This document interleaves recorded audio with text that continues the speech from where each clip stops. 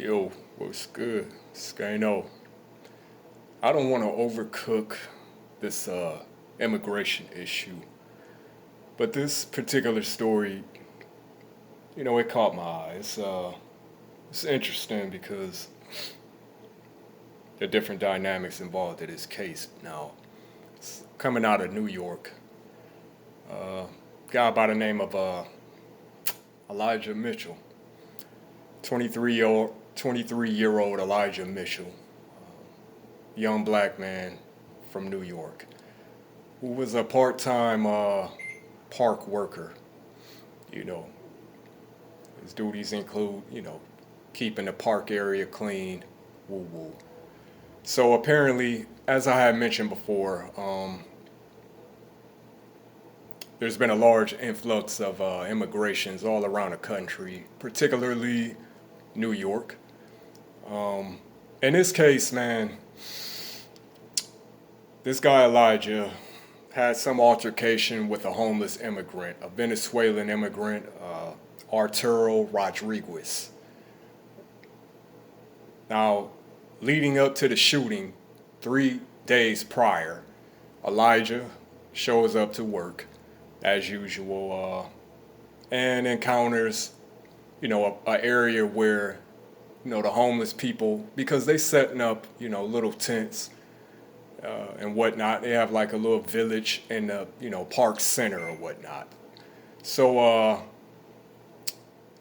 Elijah gets perturbed because he's trying to do his job, and by his word, they are making it very difficult for employees to do their duties because they got, like I said, this mass of this little homeless. So long story short, Elijah loses his temper. He gets into a verbal altercation with Mr. Rodriguez, and it said that Elijah flashed a gun or went back to his vehicle, returned, with a hammer, which he, flashed it, but some of his coworkers I guess, kind of swooped in and calmed the situation down. So 3 days later, though, 3 days later,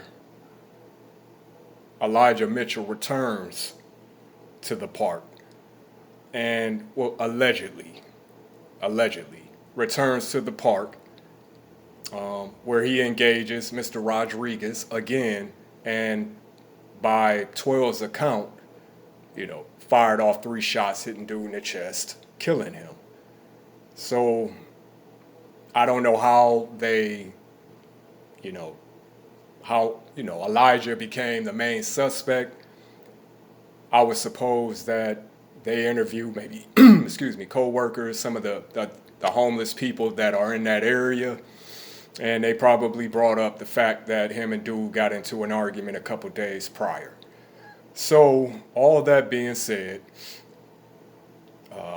Elijah Mitchell is being charged with a hate crime, amongst, some weapons charges. And in New York, they don't play about hammers. But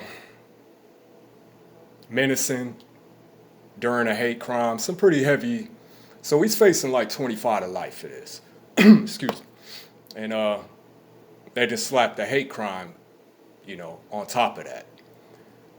And I found that interesting because now a lot of people saying, I've heard, people saying they don't even have a hate crime bill for blacks, but they signed one for Asians. Well, that's not true. The hate crime is in place for all minorities.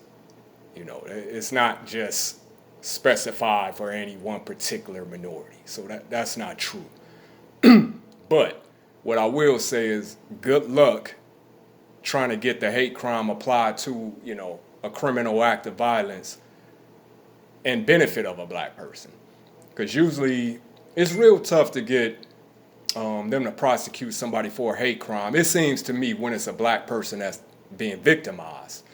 It's you all but got to be, strung up on a burning cross by the KKK, and it got to be on it got to be in 4K You know, it got to be clear cut case of you know what I'm saying? But in this particular case, I wanna know how they feel like they're going to prosecute him for a hate crime. Now, premeditated murder, if they can, if it's proven that dude went, you know, 3 days past and then you come back and shoot somebody, yeah, I mean that's a pretty clear cut case of premeditated. Now this is all alleged, you know what I'm saying? So, but even if that's the case that it was premeditated, how are they hitting him with the hate crime? That's where I'm confused. How are you going to prove his state of mind? I mean, from all accounts, he didn't utter no type of racial slurs. There was no type, you know what I'm saying? So how are you hitting him with a hate crime on top of that? Now he did get interviewed and interrogated, and in this interrogation, he says, hey, I work hard to get where I got. I'll be damned, you know, if I let one of these illegals mess up what I got going on. Woo woo. Now maybe that's where they pulled, the intent of it being a hate crime based on the fact that he said, I'm not gonna let these illegals mess up what I got. So I feel like that's a long stretch on some, you know what I'm saying, Inspector Gadget type shit to try to hit this nigga with a hate crime for this. You know what I'm saying? Now, like I said, if the evidence proved that he committed the crime, he committed the shooting. But the hate crime part of it, and this is where, I understand how black folks, we look at the system so, you know what I'm saying, with such, pessimism, because it's like, okay, you quick to hit this nigga with a hate crime, but it's been so many cases where it's been pretty obvious that, the victim being black was picked out primarily because of their race. But like I said, it's hard to get a conviction for that shit when blacks are the victim. I don't want to make everything about race, but let's be real. This is America. If it ain't about money in this country, it's about race. But so it is what it is, man. But we know gun violence is exploding in this country. It's always been an issue. We've had a 10-year-old from Louisiana, this 10-year-old boy who shot his mom and his uncle dead. I think it was over a video game, some shit of that nature. And we just had another, school shooting not even a week ago. You know what I'm saying? And in that case, is it just me, or does it always seem like these school shooters, get arrested without a hair on their head being harmed? How is it that these school shooters always end up surviving the ordeal and peacefully being able to surrender, whereas this black woman in that suburb of Illinois got shot in the face because apparently she had a pot of boiling water? Shit makes, and y'all wonder why we, you know what I'm saying? Why we just do not trust the system at all. It's shit like this. But like I said, man, gun violence is a ongoing concern in this country. Unfortunately, a friend of the family lost, a teenage son about a month ago on the, east side of Cleveland. This hit kind of close to home because, like I said, I do know these individuals. I don't want to speak any names out of respect for the families and those involved. 'Cause like I said, this is close to home. So I got to be kind of careful what I come up here with. But you niggas know who I'm talking to down in the Slavic Village area where this occurred. Y'all know who, you know what I'm saying? Listen, you niggas better be careful, man. You better be careful. And I implore y'all, shout out Kinsman, shout out my side of way niggas, shout out Miles. What up, Big J-Ski? Listen, I implore y'all. If Now, niggas gonna get down. I understand that, man.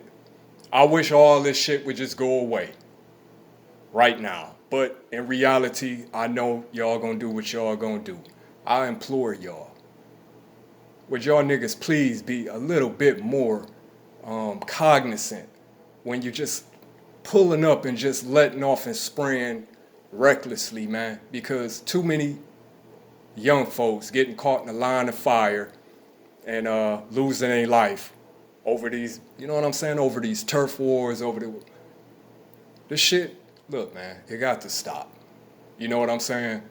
Now, it's one thing, you know, like I said, the members gonna get down, they gonna get down.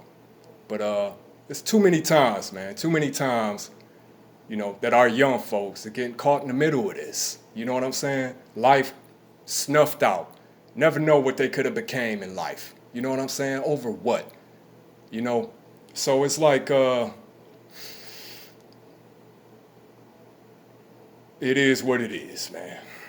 It is what it is. That's enough woo-woo out of me. 216 Skano. You already know.